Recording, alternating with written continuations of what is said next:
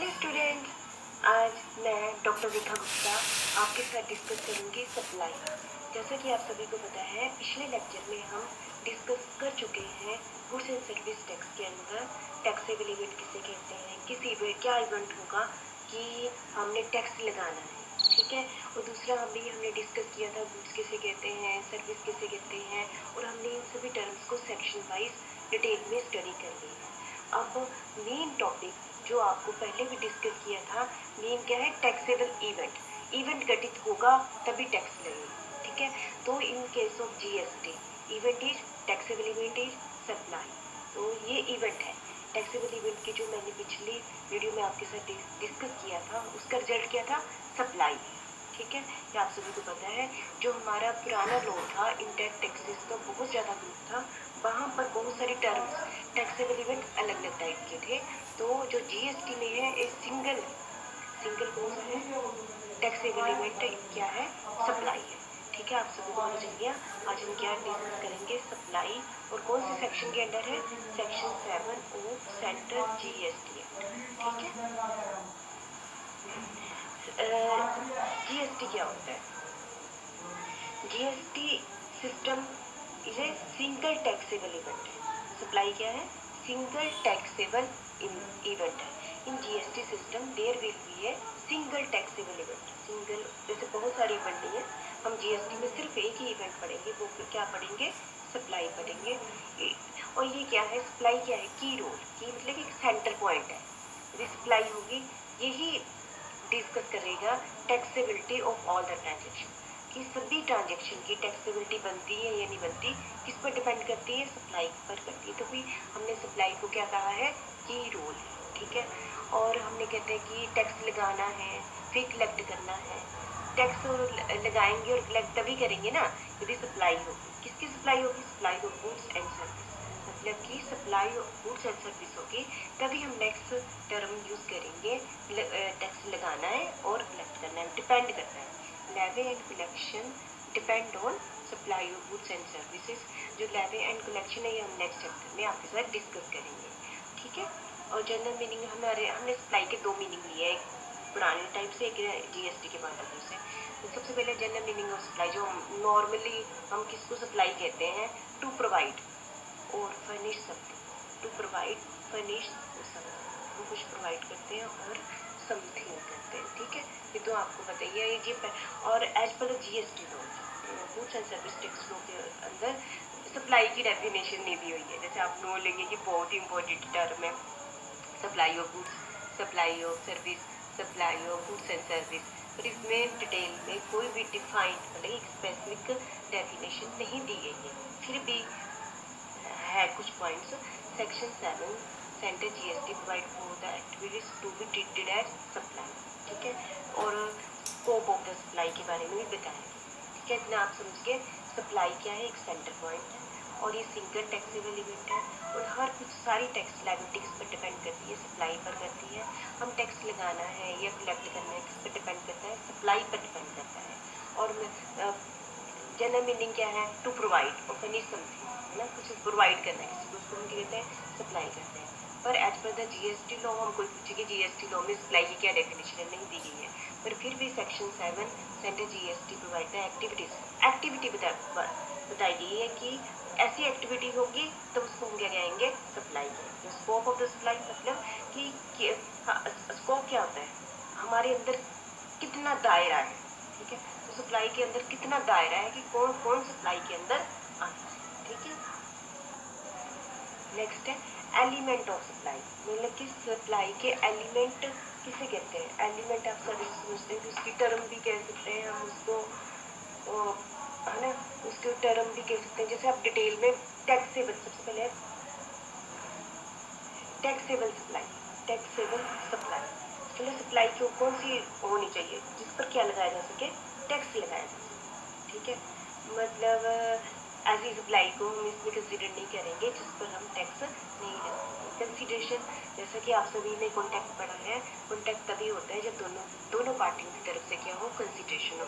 लेकिन सप्लाई क्या है, बहुत ही वास्ट टर्म है, तो इसलिए इन्होंने सप्लाई को और बड़ा करने के लिए यदि किसी ट्रांजेक्शन में कंसिडरेशन नहीं है तो उसको भी सप्लाई में ऐड कर दिया लैंड है मेड इन द कोर्स और फर्दरेंस ऑफ बिजनेस, ठीक है। टैक्सेबल टेरिटरी, बल टैक्सेबल टेरिटरी होगी, यही इसके एलिमेंट है। और टैक्सेबल पर्सन, वही टैक्सेबल पर्सन कौन होता है, जो जीएसटी की क्या करेगा, किसको लगा, ठीक है। स्कोप ऑफ सप्लाई, मतलब मैंने अभी आपके साथ डिस्कस किया कि दायरा कितना है। दायरा आप समझते हैं ना, दायरा होता है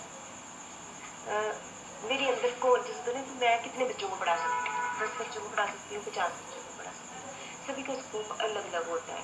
कोई ऐसा टीचर है जो सिर्फ 10 स्टूडेंट को पढ़ाता है, बहुत अच्छी तरह से, कोई 100 को पढ़ाता है। तो मतलब मेरा स्कोप इतना, ठीक है। ऐसे ऐसे ले लिया, वैसे तो मेनली अलग एग्जाम्पल देनी चाहिए थी, फिर भी स्कोप ऑफ सप्लाई किस कहते हैं कि इसके अंदर सप्लाई के अंदर क्या क्या है, cover all form of supply of goods and service.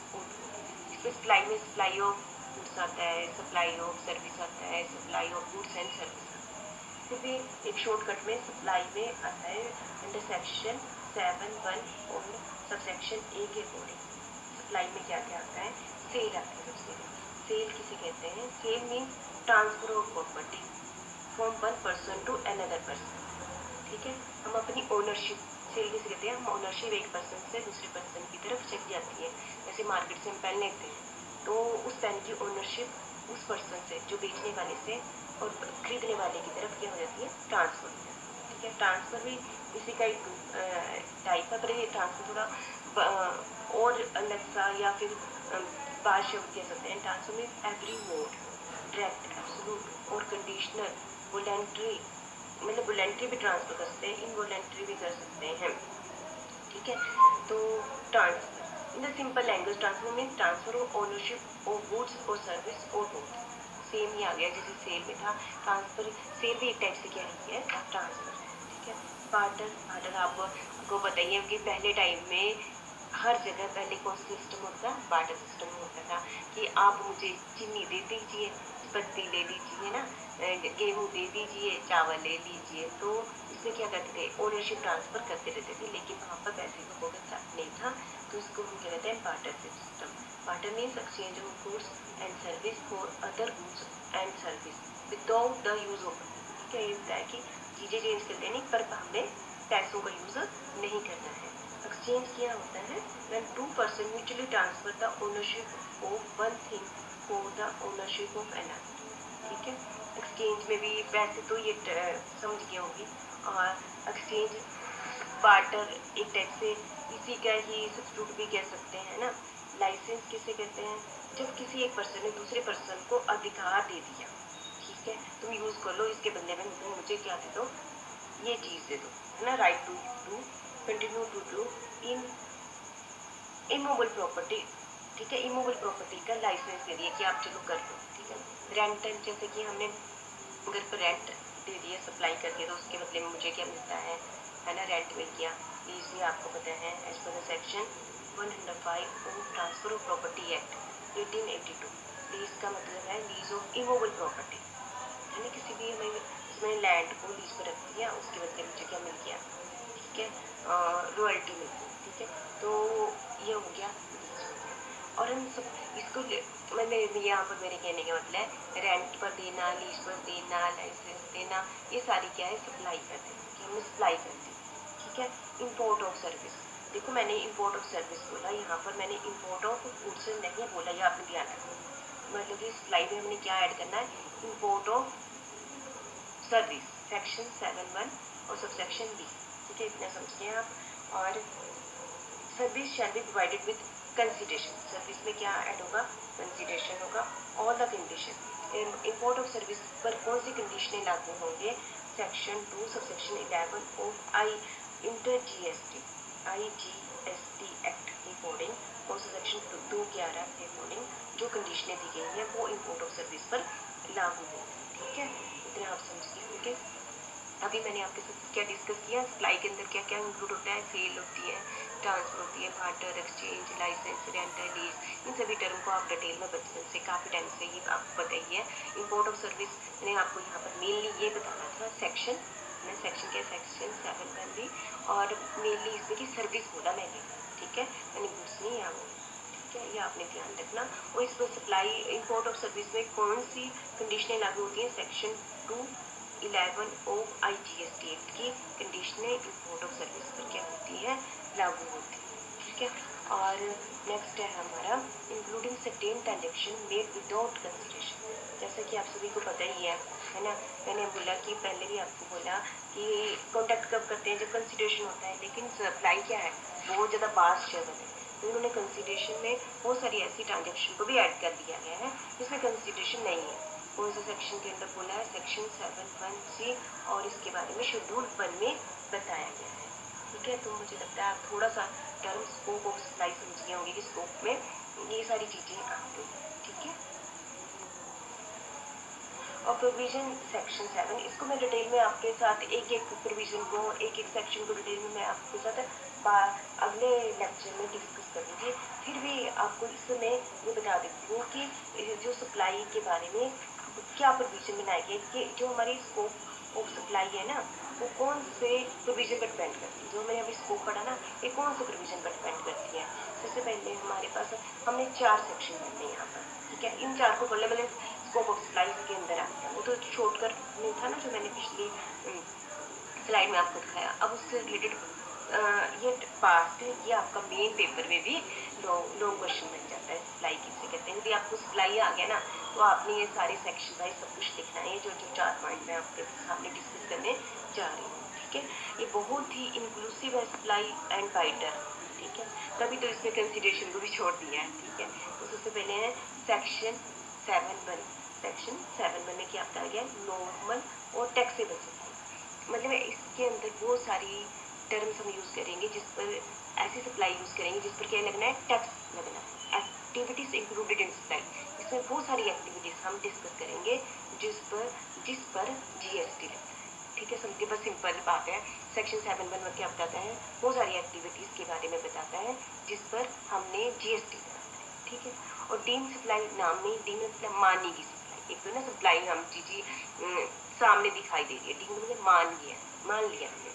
ऐसी एक्टिविटीज जिसके बारे में कहाँ डिटेल में बताया गया? स्पेसिफिक शेड्यूल 2 में बताया गया। एक्टिविटीज कहाँ है? शेड्यूल 2 में बताया गया। सेक्शन कौन सा? सेक्शन 7(1)(a) में डीम सप्लाई के बारे में बताया गया। अभी आप टर्म ही याद कर लें, इसके अंदर कौन सी एक्टिविटीज है हम बाद में डिटेल में डिस्कस करेंगे, क्योंकि ये बहुत ही इंपॉर्टेंट है ना कि कौन सी सप्लाई पे GST लगेगा। कोई आपको नॉर्मली, आप कॉमर्स के स्टूडेंट हो, आपने बोला हमने तो GST पढ़ लिया, ठीक है, कोई पूछे कि क्या इस पर GST लगेगा, किस चीज़ पर GST लगेगा, तो आपको पता ही होना चाहिए कि किन चीज़ों पर लगना है, किन पर नहीं लगना है। तो सेक्शन 7(1) कौन सी एक्टिविटीज बताता है? किन पर GST लगना है। सेक्शन 7(1) ये भी बताता है किन पर लगना है, लेकिन सप्लाई डायरेक्ट दिखाई दे रही है, डीम में मानेगी सप्लाई। ठीक है, सेक्शन 7 और सबसेक्शन 2 क्या बताता है?